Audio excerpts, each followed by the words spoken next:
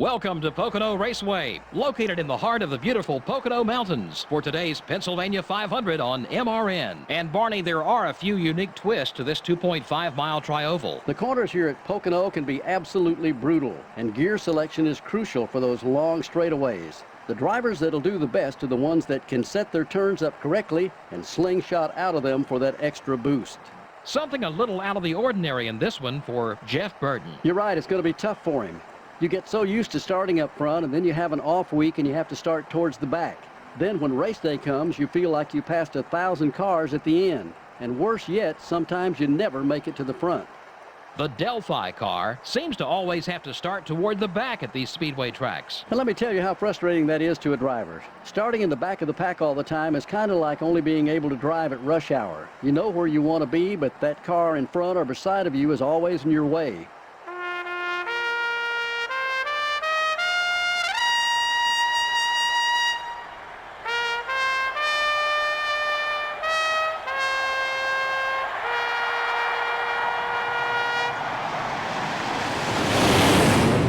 Gentlemen, start your engines.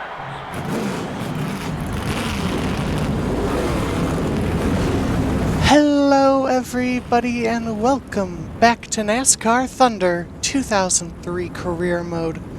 We are back in the Pocono Mountains at Pocono. Jimmy Johnson on pole once again. Starting P31 in this race. We are green for the second time here at Pocono. And much like the first time here, a terrible wait as we get up through the gears and head into turn one for the first time. Whoa! Get off of me! What the hell?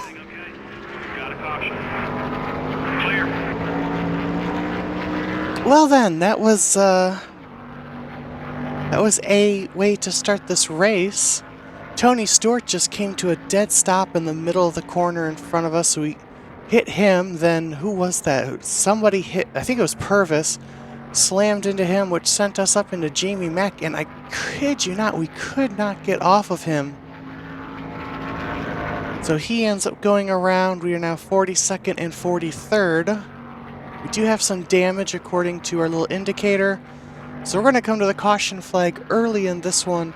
And we'll probably go ahead and pit and get off strategy here, as absolutely no idea what happened there and why I was stuck on Jamie McMurray like that. Well, that's a good amount of damage to the front of us. That's not great. Did you see that slow spin for Jamie? So we're going to bring it down pit road. We'll go ahead, repair the damage on it. See how much that helps, as well as maybe make this car a little looser, just because it was a little tight in qualifying. So we'll do that and go from there. Already off to an interesting start here at Pocono. Green flag back in the air here. Jamie McMurray does have a bit of damage to his rear end, and some damage to our front there. You can kind of see it a little bit there, but they did what they could to the car as we are back to green on lap 5 here. We now need to re-catch up to the pack here as we head through 1 and 2 for the first time. Well, second time really, but first time making it through. Down the back straightaway here into the tunnel turn.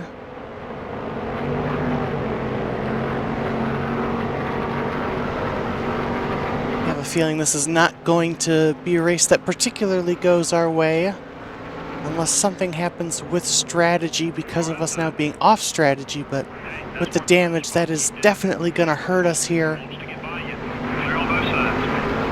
Just amazing how we went from a great run at Daytona to a crappy run at Chicago to a great run at New Hampshire, and now it seems like we're going back to a crappy run here at Pocono, but the race is young, still plenty of driving to go, and we'll see what we can do here as we get underneath Casey Atwood. Take a look underneath Craven as we come out of turn number 2, or turn number 1 rather. Jamie Mack starting to make some moves, get past Robinson, Sadler, Kimmel. So he's wasting no time at all getting his way back up the field. We're going to try to follow him through here as we now look underneath Elliott Sadler and Shauna Robinson.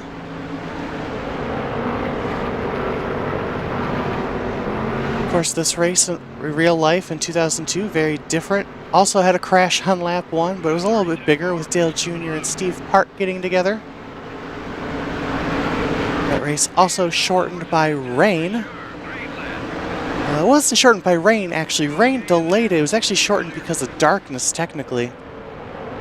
Remember Bill Elliott winning that one and then going on to win Indianapolis as well in 2002. A good run out of turn 1 there. We can take a look underneath the 63 here as we head to turn 2. Pace on the car isn't too horrible with this damage, actually. You're clear. Didn't get a very good run there into turn 2 there. Shane going to continue to hold on to the spot for now.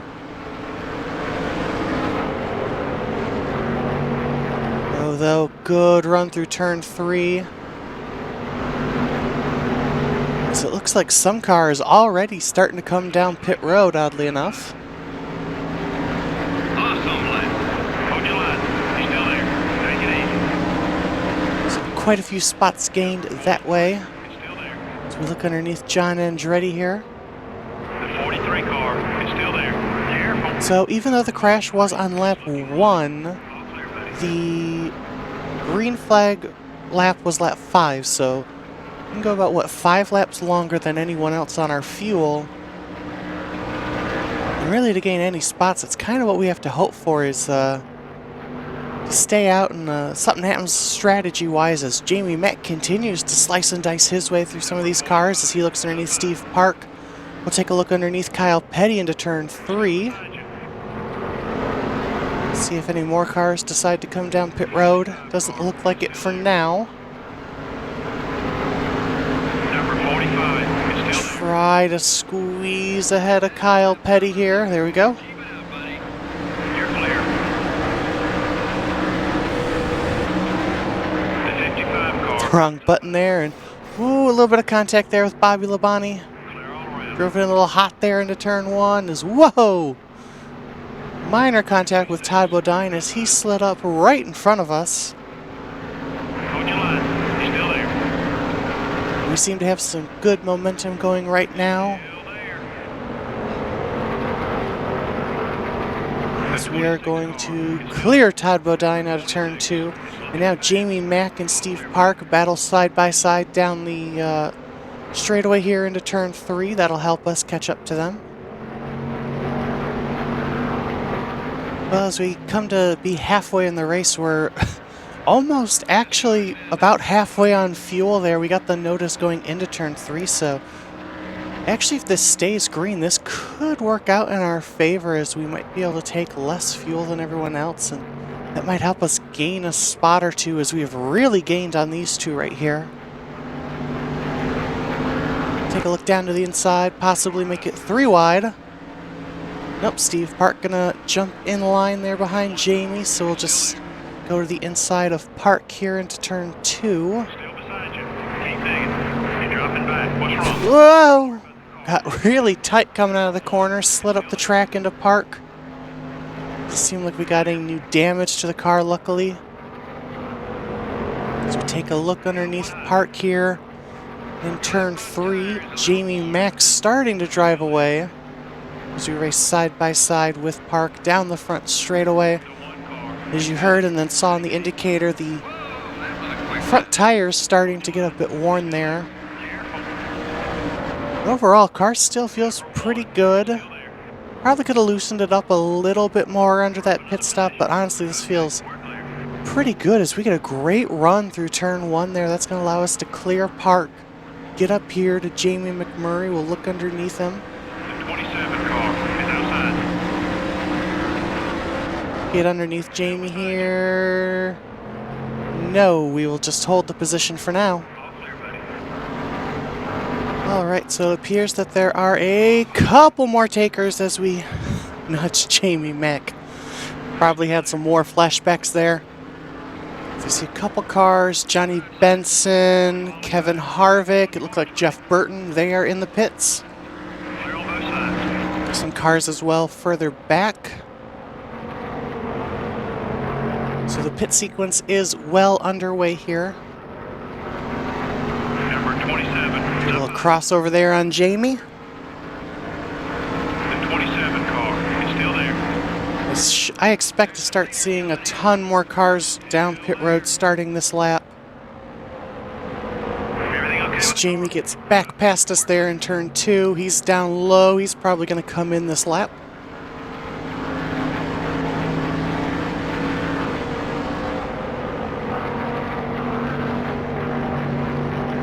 Oh yeah, he's running real low here. He is going to be one of the cars that pits. So a whole bunch of cars in this time. See Rusty, Kurt, Kenseth, Labonte. So yeah, ton of cars went ahead, came down pit road. Take a look at the fuel gauge. We get the low fuel warning.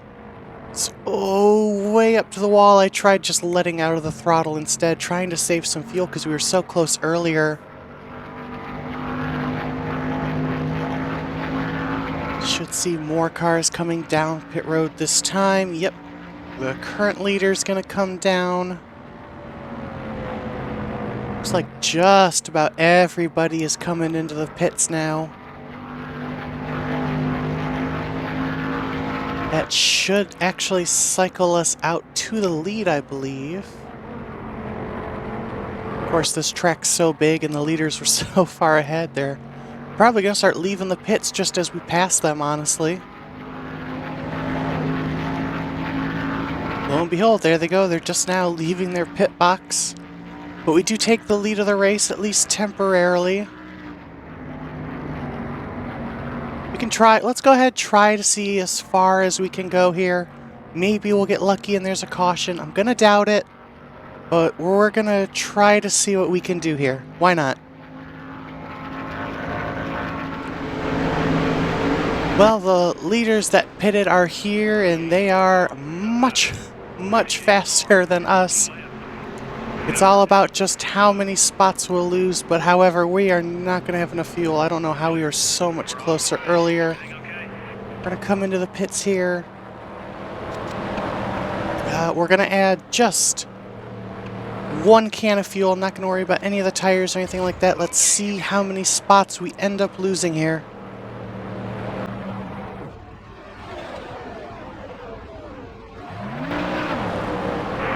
Not a horrible pit stop, and honestly, it kind of just worked to where we came out around where we were beforehand for all the pit stops, honestly. All clear, buddy. But again, that was only taking fuel. We didn't take tires or anything, so our tires are going to be struggling here. But at least we have the fuel to make it to the end now. Honestly, right now, a caution would be great because it means we probably wouldn't have to do these last couple laps. Halfway on fuel. As you can see just how much slower we are with these tires, so not looking too great for us here to try to gain any positions. We're just going to hope we can hold off some of these guys. As yeah, there's Hamilton and Bodine behind us, so pretty much right back to where we were. All I've learned from this is trying to do an almost entire race on one set of tires. Not the smartest idea in the world, as we are desperately trying to hold off Todd Bodine and Frank Kimmel here. You see how slow we are. That last lap took a minute. The 26 car. We are so freaking slow right now. We're off the pace. Everything okay? Clear on both Holy sides. crap. These tires are gone. Going inside. In the wall just for good measure. There's just nothing we can do here.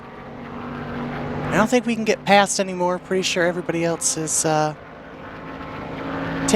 behind the leader. No cars blew their engine in this race, which is surprising. Happens in just about every race, and you really expect it here. So it looks like Mark Martin came across the line to win the race as he comes up to lap us. As we are going horrendously slow. Car inside. And there, Jesus, Dale. on their cool down lap. They are passing us, but we'll come across the line P37. We still have a long, long way to go on our super speedway and speedway package. P37, let's just get out of here and call it a day.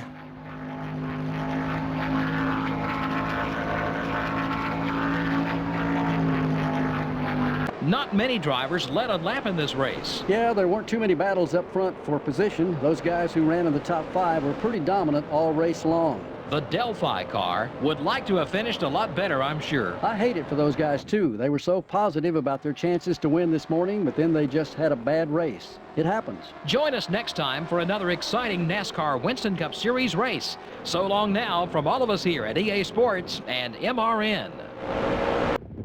Unfortunately for Indianapolis, doesn't look like we'll have a 100% conditioned engine. However, we do have a relatively decent one in engine 5 there, sitting at 96% with 54 power. So we'll go ahead and throw that in the car.